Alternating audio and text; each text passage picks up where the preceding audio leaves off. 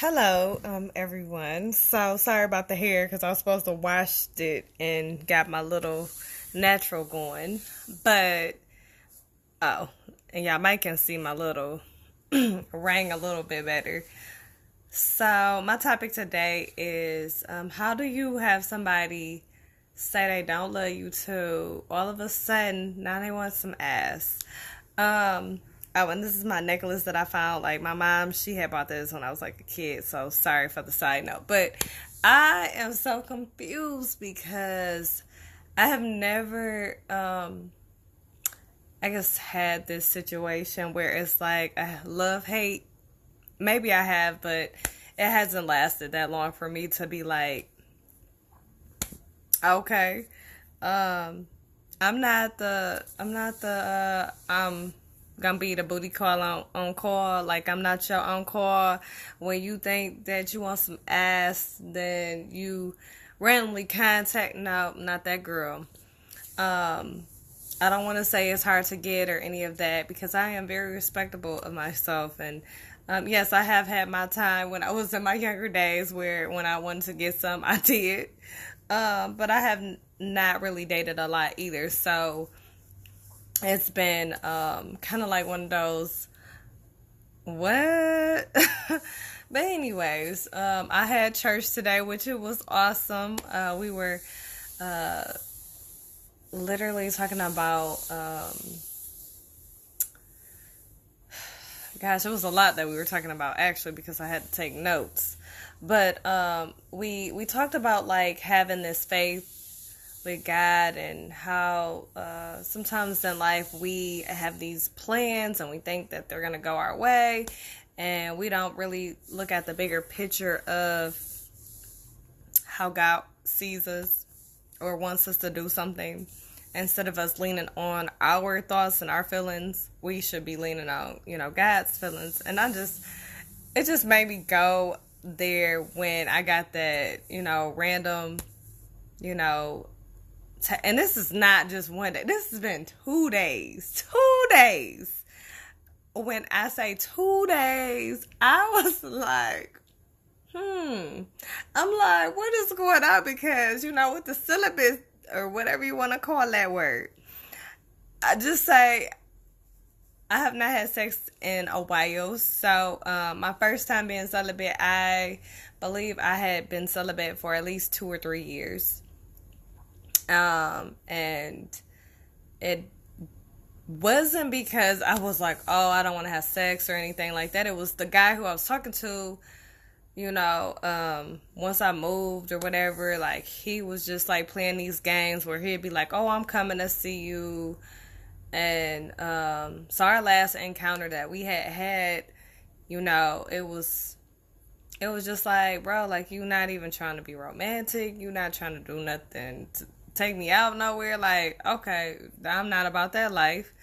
So, so after I moved or whatever, he would always have a story alive to say like he was coming to see me and all this, I'm about to surprise you, or if I said something, then it would turn into a whole argument about how he's not surprising me anymore. Like it was always something negative. Um, and so anyway, so I ended up, being celibate by myself for these years. So I really wasn't, looking for anything. I was just trying to get my little life together. I was trying to get the job situation in order, which I thought I had done, pretty decently.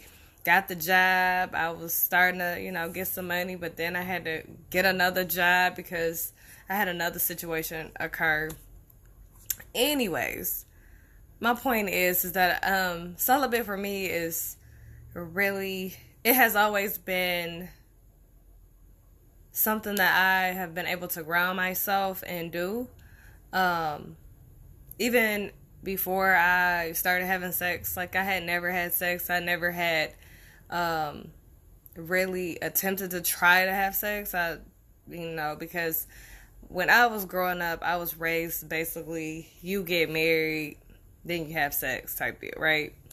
Well, of course that broke when I hit 16. It wasn't even nothing planned either. And then I mean, I was probably getting it in all the way up until about 29 or so. By the time I hit, I guess, 30 or whatever, it was like, it was starting to just go to the left. So yeah, 30 and 31, I want to say I don't think I was doing nothing. And even if I did, it probably was like one out of, God, almost a year before I was having something going on, or it was 6 months into it or something. So it was a really long time. But I can say that, probably when I hit that 31 mark, oh my God, it had been a long time. And I was like, oh man. I mean, and even then I still wasn't like, rushing nothing or but I'm just so appalled by the fact that, people can be one way and they can be like, oh, I don't love you, and oh, I don't want to be with you. But then it's something about that panani, because for some reason it always seemed to be, oh, can we, no, we cannot. I am not that. Nope. I'm not going to be your on-call booty call. Nope. I have done that in the past when I was in my 20s. Can't do it now because I'm hitting mid-30s almost. I'm not about that life no more. What I did when I was in my 20s, I didn't know no better. When I was in my teenage years, I didn't know no better because I was doing it all over the place and everywhere. If I could think of it, I was doing it or trying to. Some stuff I have not, completely gotten all the way through, but if it was attempted, I tried, okay? But, that doesn't go to say that I was proud of the certain things that I was doing when I was, that age, because I wasn't married. I was just getting it in, thought I was in love and all that stuff, and I think in my lifetime, I think I have truly, in my heart, have been in love at least twice. One person I loved, but I was not in love completely, because my guards were still up from my past hurt. And I learned that, since I've been talking to some of the guys, I've learned that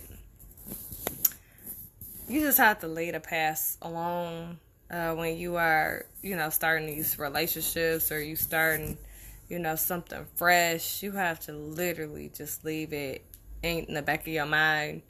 Don't go into too much detail about certain things that has happened in your past, because all that does is just goes to show that this person is only doing this because you mentioned that and that went wrong, so they're trying to, please you because that other person didn't do right. So then they try to do everything that they can possibly do to, try to make it seem like, oh, I'm the perfect guy for you and you should choose me. No. This is not like, no, don't do that. Go into these situations or these relationships first and foremost praying, because that was also another thing that we discussed today in church. Praying,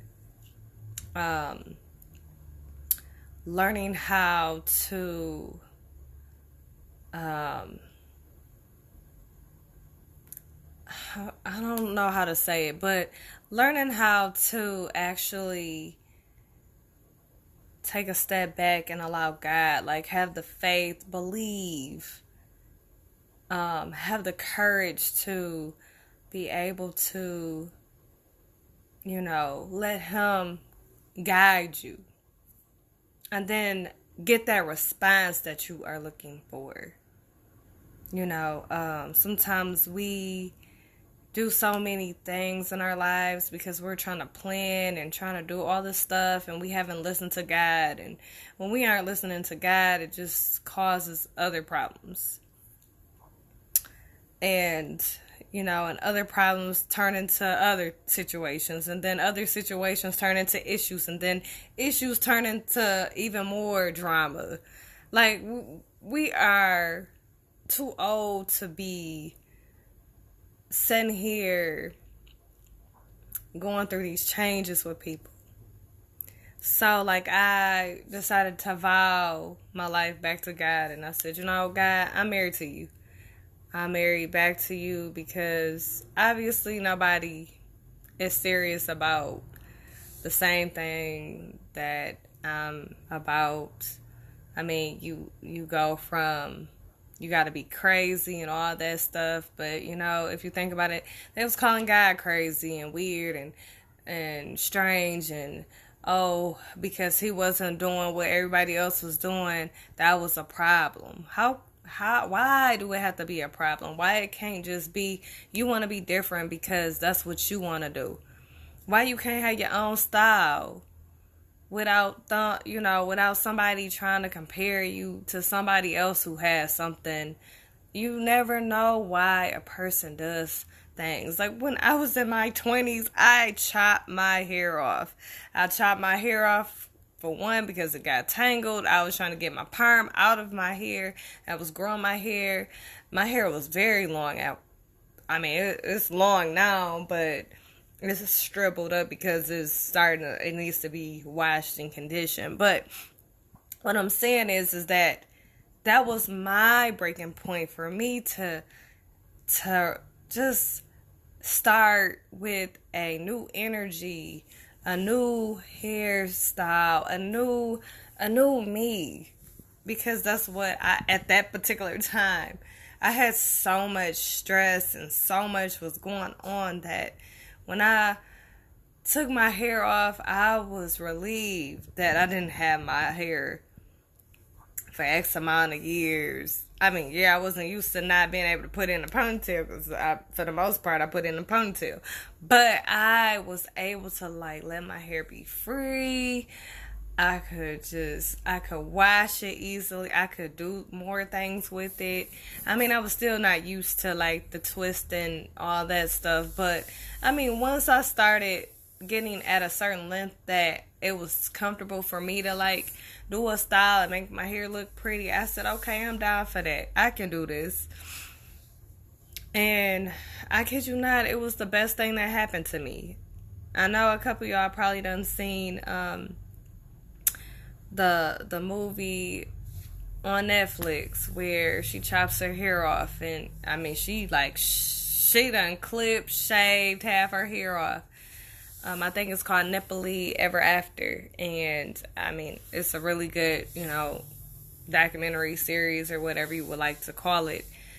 And it just goes to show that this is how, in the Black community, this is how our women are raised. We're raised that, you gotta have your hair a certain way, you gotta look a certain way, and when you're not looking that way, then people want to talk about, this, that, and the other.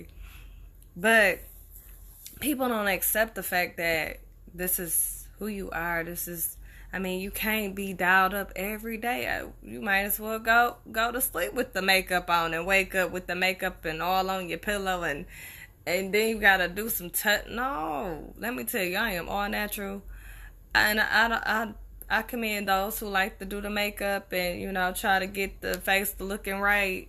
But I tell you what, it took me a long time to accept myself. I was in, a relationship where this person, my face was more important. You need to put something to hide your face. No. Because you know what? I love myself and what I look like. If you don't love what I look like, guess what?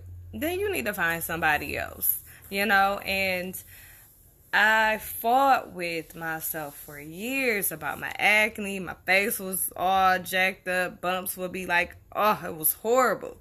They don't look as horrible now because I took every medicine. I've did just about everything to try to get my face halfway decent enough to be acceptable. But that doesn't mean that I don't have daily struggles in my life. I had a breakdown yesterday with my cousin. I was just telling him, like, I am this loving person and just so kind. And he always jokes with me and he says, "Yo, kryptonite done got you sad," or he just say something just to be like, "We know you going through some changes in your life. It just go from one extreme to the next." And I told him, I said, "You know what? I should be a comedian. You know why I should be a comedian? Because the shit that I have in my life, bruh, let me tell you, you would be cracking up so hard that you would be crying by the time I finished. Like, it would be way better than Kevin Hart's stand-up comedy, bro, because it would just be like, damn, she just went through, like, the storm, done came back out that storm, done, like, got in the mud, done rolled in it, done got up, done washed herself off, and she back at it again. I mean, it's like a damn roller coaster for me. I mean, shit. I be sitting there like, damn, come on now. We gonna get it together one day, life. I tell my mama all the time, "Mama, I'm trying, but it don't look like I'm trying hard enough." And I said, it's a blessing. I am very blessed. Don't get me wrong. I am very thankful for what God has done in my life. I am thankful for just the daily walks that I have been doing recently, and I'm thankful for it. Yes, I'm very thankful for it. But we don't always put our 100% faith into God. We don't always lean into God's plans because we think that if we do it our way, it's gotta bring us out some type of way. We also have to pray about communication because obviously our communication skills out here, let me tell you, it's a struggle with the communication. And once you get the communication, you get the response.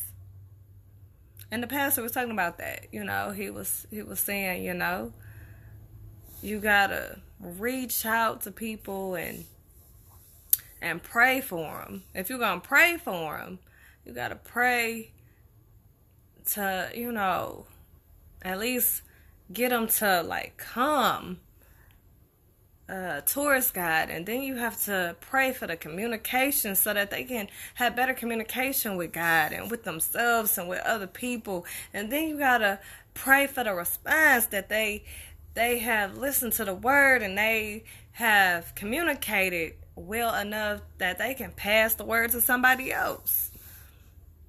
When I was a kid growing up, let me tell you, my faith was, it was powerful faith. Let me tell you, my faith has changed over time because so many things has happened in my life that I just feel like my faith is so low. And it could be because of the worldly things. The pastor mentioned something about common sense that's not always parallel with how God sees things. I'm going to let you ponder on that one.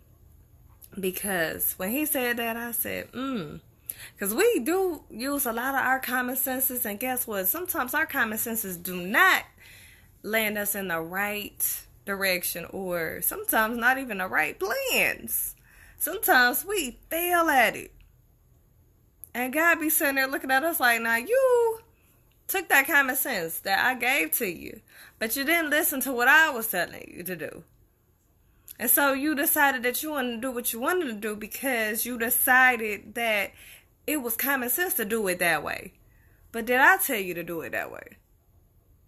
See, we fail at listening to God's situations and what he's saying. Even when we are reading the word and when we are walking daily with him, we fail to listen and follow his direction and follow his plan, because we so busy in this worldly life that we think that doing all this extra stuff is gonna help us get to the next step super fast. It does not, because let me tell you, God He takes his time, and he don't really know what time is. Like we know what time is. We look at our watches and we like, okay, 10 minutes done went past.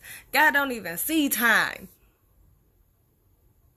He doesn't come when you want him to come. He comes when he's ready to come, and when it's the right time to come. And you know what? You always get it on time. It might not always come when you want it, but it comes on time. Let me tell you. Because I done had some situations, boy, let me tell you, it's been rough out here in this world.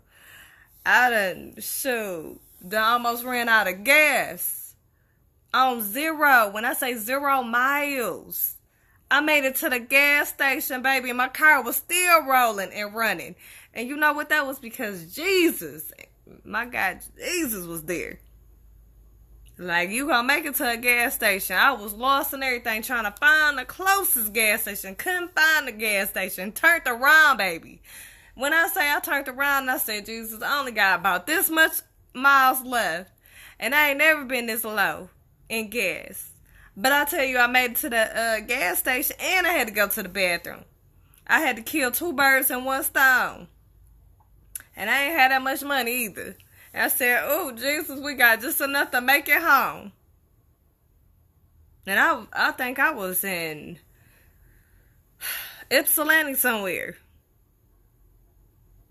And I forgot what I had to go up there for, but I went up there for something, and I tell you, if it went for Jesus making it the gas station where it was, my car was on 0. I didn't even think my car was going to make it into the gas in the parking lot, baby. And I tell you, that baby made it to the gas pump. I didn't have to push it. And yes, I had a gas can. But that was a long-ass walk if I was going to have to walk. I said, listen, we're going to have to roll as best we can. But, but yeah, I don't understand, these people's values no more. I think people, don't have values. And another thing is that I have learned, because I've been reading some books. Let me tell you now. I done start reading some novels and some books and trying to educate my life and trying to get on this highly effective life as an adult. Originally, I started off reading, I want to say, Highly Effective Teens. And it kind of talked about budgeting and finances and how you have a proactive versus not so proactive, and just trying to help you and guide you in your life so you would have a positive outcome for yourself as a teenager. And yes, there was going to be some challenges. It talked about that. But now I'm actually reading like highly effective people. And there's plenty of stories to go from there. And I just finished, reading the Steve Harvey book, which I know a lot of people have read and they have their opinions about that. But I can say this. There were some points, though, that he made in his book. Act Like a Lady, Think Like a Man. He had some good, let me tell you, he had some good jokes in there. He had some sad stories in there. But what did stand out is that, as he was a young man, went to college, he left college, he was working at a nice plant, left that plant. He didn't really have a job. But he said he went to this amateur night stand-up comedy, and he did his first night, and then he made like, I guess, $50 or whatever it was. And he said he went to like the little print shop and he got him some cars made with that money that he made that night. And he said he had 3 things on there: his name, what he was doing, and his number, how to reach him. And he said at the time he didn't know where it was going to take him or where he was going to go. And he said, but I just was so confident. And, I got to introduce the stand-up comedians that would come out on at the shows and stuff. And finally, I got my break, he said in that book. And he said he finally got that break, and he went up there and he gave him his best, and then from there, the life is, pretty much history. He's rich, and he really didn't even want to write the book. That was so crazy about that. He said, everybody was trying to fix people, and he said, I wasn't trying to fix nobody. I just was trying to give some pointers, because I had seen things in my life, and at the age that I am, why not? And he got some advice from his colleagues and things like that, and then he wrote this book. And he wasn't a writer and none of that. He said he didn't know nothing about the writing and stuff.